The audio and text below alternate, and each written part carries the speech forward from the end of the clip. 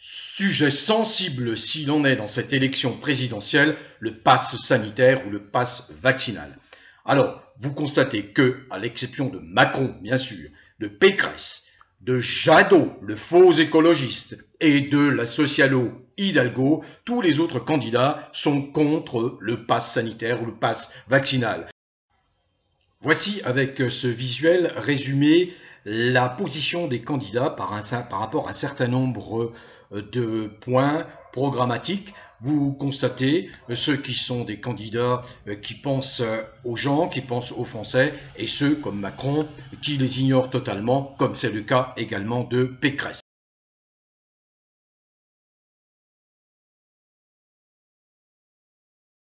Comment peut-on prendre à ce point les Français pour des imbéciles? Regardez, il y a 95% des gens qui disent ne pas vouloir la réélection de Macron et BFM TV annonce qu'il caracole à 33,5%.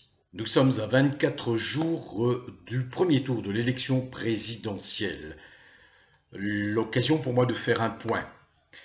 Parce que nous sommes entrés dans une phase où l'outrance atteint des sommets. L'outrance dans la manipulation, dans le mensonge répandu par les médias. Ça révèle à quel point l'oligarchie, les mondialistes sont nerveux à l'idée de voir leur zélé soldat Macron perdre la partie le 10 avril. Quand on examine les résultats qui sont diffusés à l'envi par les médias, qui reposent ces résultats sur les fameuses enquêtes, sondages des instituts de sondage aux ordres de Macron, on perd la tête.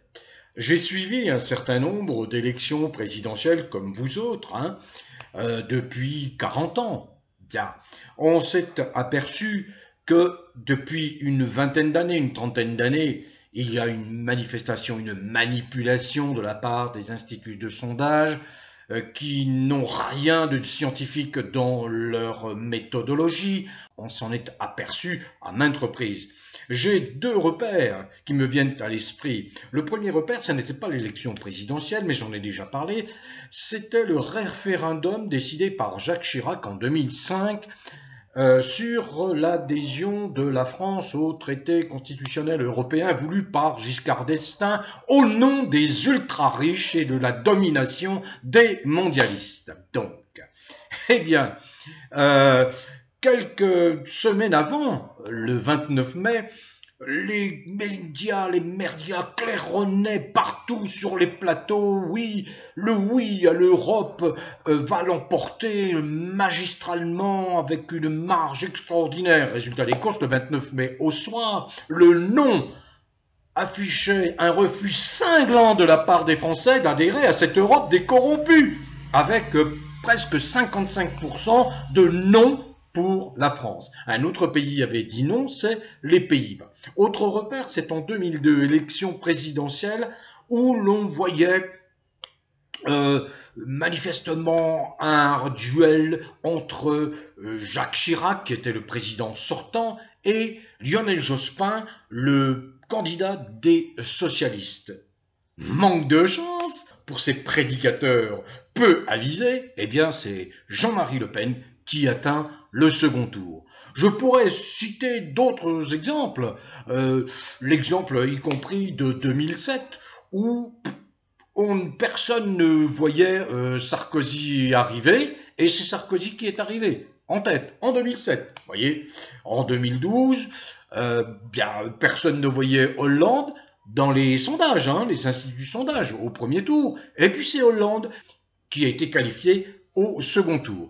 Donc, on est dans une période là extrêmement tendue du fait de la personnalité particulière de Macron qui a mis la France, sans dessus dessous, qui a exercé un pouvoir de fasciste contre les Français. Vous avez vu ma dernière vidéo où j'évoque cette violence, ultra-violence gratuite contre des gens qui ne faisaient qu'exercer, qui n'ont fait qu'exercer leur droit constitutionnel de manifester ou de s'exprimer librement. Vous voyez bien, on a affaire à quelqu'un qui est particulièrement inquiétant et vous regardez le sondage qui a été réalisé par RTL, qu'on ne peut pas soupçonner d'être un média anti-Macron.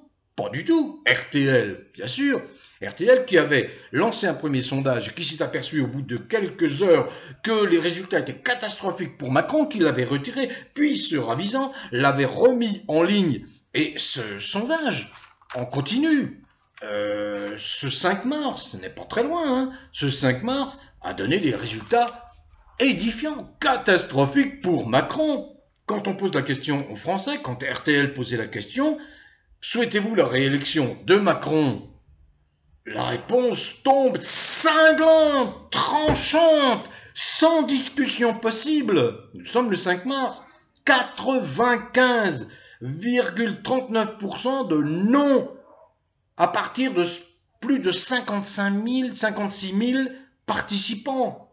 Et, quelques jours après, paradant, fanfaronnant, comme ils ont l'habitude de faire, puisque ce sont des artistes du mensonge, de la désinformation et de la propagande, BFM TV annonce que Macron est en tête, caracole en tête des instituts de sondage, avec 33,5%.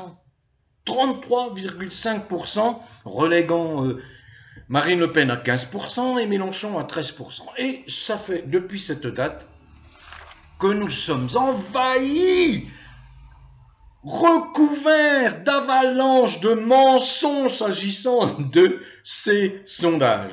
J'en reste au sondage que j'ai lancé depuis plusieurs mois, depuis le début de l'année,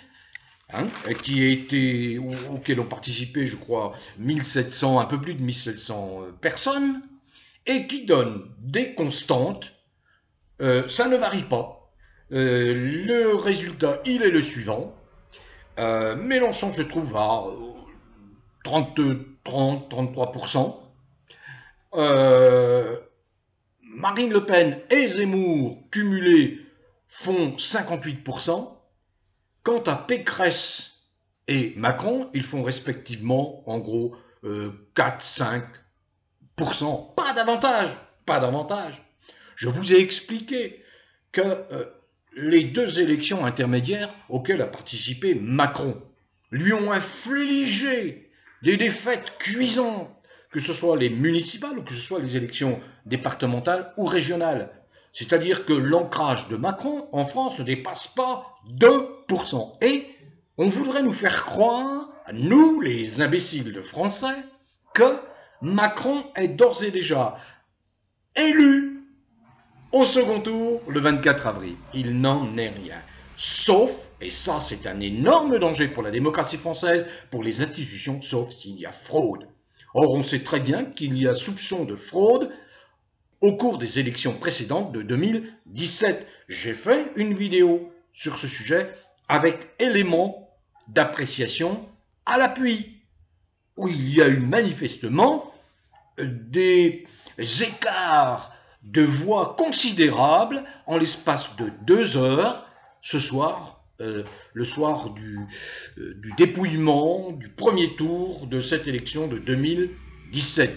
Donc il y a un très grand danger, je pèse mes mots, de fraude au cours de cette élection parce que les mondialistes, l'oligarchie, Macron, surtout Macron, a beaucoup à perdre. Vous imaginez toutes les affaires que j'ai évoquées dans ma précédente vidéo et je n'en ai évoqué qu'une partie, je n'ai pas évoqué toutes les affaires judiciaires qui collent à la Macronie, aux principaux personnages, aux caciques de la Macronie. Il y a au moins 30 personnages importants de la Macronie qui ont maille à partir avec la justice. Juste un mot pour terminer. Vous avez vu que j'ai placé les programmes des principaux, on va dire, candidats. Je ne néglige pas les autres, hein, mais ceux qui apparemment, d'après également mes sondages, sont actuellement en tête. Hein.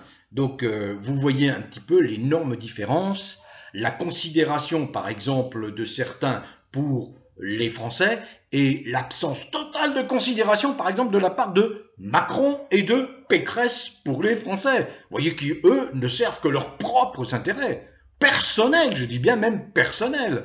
Parce que Pécresse est bien embarrassée avec cette affaire de conflit d'intérêts dans laquelle son propre mari est mouillé à propos de l'affaire Alstom. Quant à Macron, n'en parle pas, non, on n'en parle pas. Le jour où tout ça va éclater, exploser, ben ce type, il aura intérêt à avoir une bonne équipe d'avocats solides pour le défendre. Simplement vous dire que vous pouvez voir, c'est un visuel, c'est pas bien simple, vous examinez toutes les propositions des candidats et vous voyez, vous faites la différence, ça peut vous aider à faire votre choix. Vous savez quel est mon choix, j'ai décidé de voter Mélenchon et j'appelle à voter Mélenchon. Voilà, c'est clair, ce n'est pas le moment de se disperser, de se diviser. L'objectif à atteindre, je le dis depuis un an, c'est de ne pas se disperser, de concentrer nos votes sur un seul candidat pour que ce candidat-là soit effectivement en mesure de battre Macron, d'atteindre le second tour et ensuite de battre Macron, de le battre à plate couture, de le ridiculiser. Le mieux serait que Macron soit battu dès le 10 avril et qu'on ait un duel entre, par exemple, Le Pen et Mélenchon ou même Zemmour, que certains ont l'air de bien apprécier. Chacun fait ce qu'il veut. Mais l'objectif, c'est bien, je le répète, je le martèle, j'enfonce le clou dans vos têtes, dans la tête de ceux qui n'ont pas compris, c'est d'éliminer Macron et ensuite de le poursuivre pour tous les actes criminels qu'il a commis contre les Français. Je pense aux Gilets jaunes, mais je pense à nos anciens dans les EHPAD. 25 000, 30 000 ont été injectés ou ont dû prendre du Rivotril qui les a fait disparaître prématurément. Cette affaire-là va exploser à un moment ou à un autre. Elle va ressortir. Elle ne peut pas ne pas rejaillir à un moment ou à un autre. Et vous voudriez qu'on réunisse cet individu-là? Non, c'est pas possible. C'est pas possible. Il faut faire preuve de bon sens. C'est ce que j'essaye de faire depuis 3 ans. Mon bon sens a été perturbé par le comportement de cet individu indigne de la fonction de président de la République. Parfaitement indigne de la fonction. Et les chefs d'État et de gouvernement des pays du monde ne s'y trompent pas. Vous avez vu la dernière vidéo que j'ai publiée sur YouTube, qui a un peu bridé pour que cette vidéo n'explose pas en nombre de vues. Je suis désolé, je ne maîtrise pas les règles de YouTube. Bon, surtout là où on est dans une période un petit peu sensible, un peu tendue. À vous de vous faire votre propre opinion. Vous connaissez mon choix. Hein. Je sais qu'il y a des candidats souverainistes qui se sont rapprochés pour la bonne cause et qui se sont mis d'accord sur un programme qui inclut, y compris pour Dupont-Aignan qui ne le faisait pas auparavant, le Frexit, c'est-à-dire la sortie de l'Europe. Je suis désolé, je pense que une union des souverainistes aurait été la bienvenue bien avant. Et ça n'est pas quelques semaines du premier tour de l'élection présidentielle qu'on peut inverser une tendance en passant un accord qui me paraît bien électoraliste et ne reposant pas sur, je veux dire, une concertation longue, avec des convictions fortes dans chaque camp. Ces souverainistes se sont rencontrés, je crois, il y a un an, plus d'un an, que ce soit Asselineau, Dupont-Aignan et Philippot. Ils ne sont pas parvenus à se mettre d'accord. Je le déplore, car je suis un farouche partisan du Frexit, mais l'heure n'est plus à l'exigence de mes de ce que je pense être bon, l'heure est à l'élimination de Macron, point barre. Point barre. D'accord? Bon vent à tous, quelles que soient vos origines, quelle que soit la couleur de votre peau, quelles que soient vos croyances philosophiques, religieuses ou spirituelles, quelles que soient vos convictions politiques, dès lors que vous êtes un être humain ouvert d'esprit et tolérant. Continuez à cultiver le bien-être qui vous donne une énergie extraordinairement forte contre toute la malfaisance d'êtres qui n'ont pas intérêt à vous voir heureux dans votre vie, tels que Macron et d'autres que je ne citerai pas. Voilà. Où que vous soyez en France métropolitaine, en Navarre, dans les merveilleux pays, territoires et départements d'outre-mer et à l'étranger. Bon vent, portez-vous bien, portez-vous bien.